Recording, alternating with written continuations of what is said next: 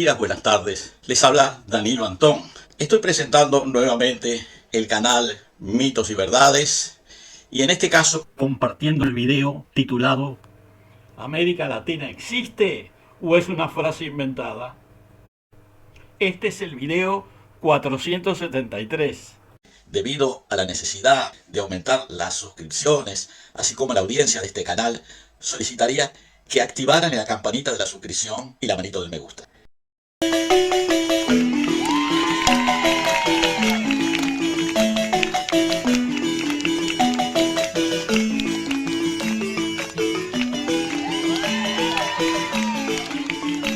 Algunas reflexiones sobre América Latina, esa parte del continente americano que se llama, o que se le llama más bien, América Latina.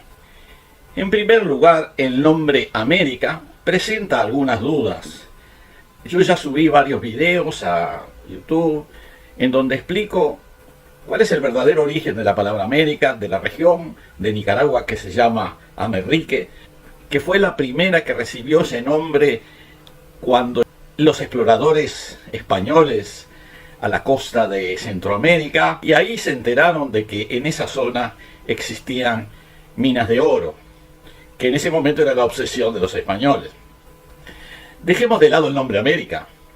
Detengámonos un poco en el nombre de Latina, de América Latina. Se supone que América Latina es aquella América en donde la población actual habla lenguas derivadas de lenguas latinas, llamadas lenguas romances, que son aquellos idiomas que se derivan del latín y que incluyen al español, al portugués y al francés.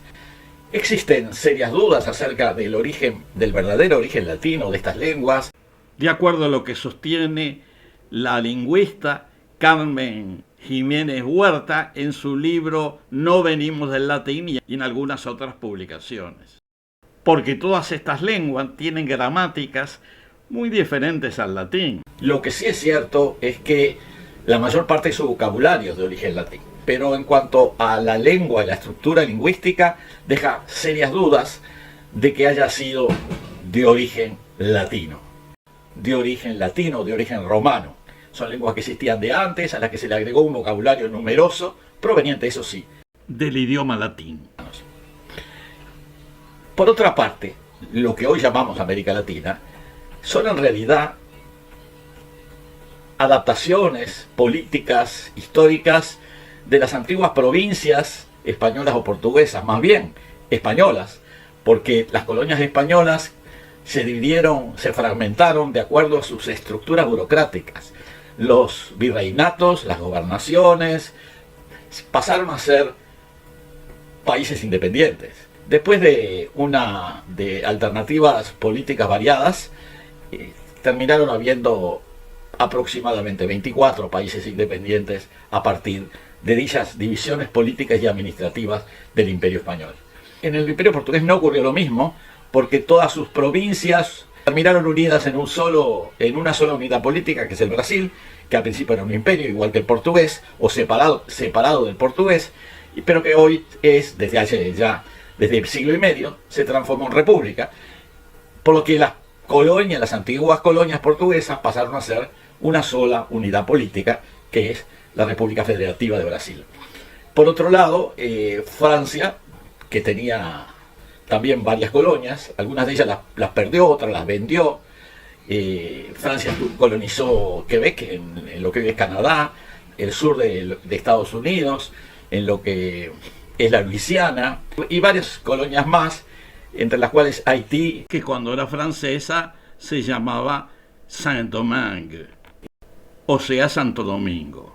Es tal vez la única que es independiente en este momento, que se hizo independiente el 1 de enero de 1804, la primera república latinoamericana que adquirió la independencia, y existiendo todavía un buen número de colonias francesas que se mantienen como tales, como es la Guayana Francesa, Martinique, Guadalupe, islas en el Caribe y otras islas más pequeñas.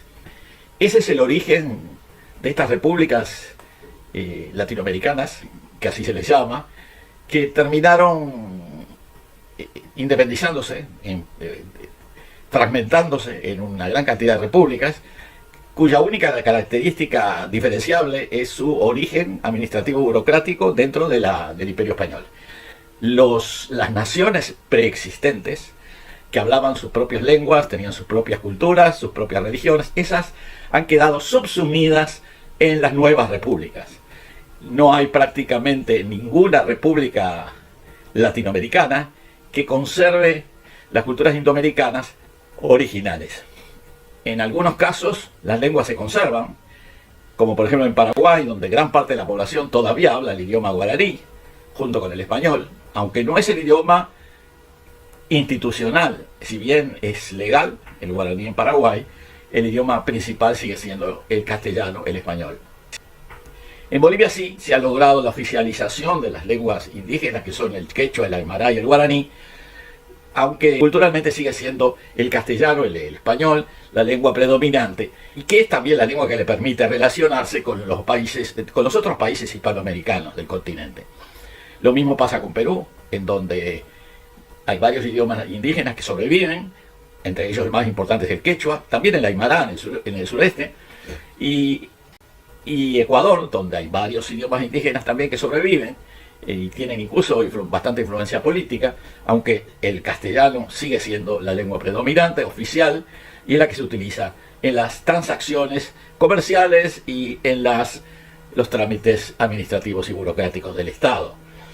Quedan lenguas indígenas en menor proporción en Colombia, en Venezuela, en Brasil, donde hay decenas de lenguas que se hablan todavía, pero ello ocurre en comunidades muy pequeñas, de algunos cientos o miles de personas, por lo cual no se prevé que las lenguas indígenas en Brasil vayan a tener un crecimiento en el futuro, más bien lo contrario. También se hablan lenguas indígenas en un número importante en Guatemala, donde los idiomas mayas, que son varios idiomas, son muy importantes. Prácticamente la mitad de la población habla idiomas mayas. Y México, es muy grande, que es donde viven más de 120 millones de personas y donde hay todavía varios millones de personas que se consideran pertenecientes a las naciones indígenas originales, como los náhuatl, o sea, los aztecas y pueblos emparentados, los purépechas en la zona de Michoacán y otras lenguas indígenas en el sureste del país, en los estados de Oaxaca y Chiapas sobre todo. Como se ve, el mundo latinoamericano es cualquier cosa menos latino, aunque sí es americano, en el sentido que se le podría dar de acuerdo al origen de la palabra América, que como decíamos anteriormente, se relaciona con una zona de Nicaragua, una sierra de Nicaragua, que ha sido productora en oro en el pasado y todavía lo es, que se llama la Sierra de Amerrique. Dejando un poco de lado la teoría en boga de que ese nombre se debe a un cartógrafo florentino llamado Vespucci, cuyo nombre en realidad no era Américo, sino Albérico. Pero de eso he presentado información en previos videos, que para quien le interese está la referencia. Bueno, esta es una aproximación muy preliminar al concepto cultural e histórico de América Latina, que es utilizado habitualmente en el mundo actual.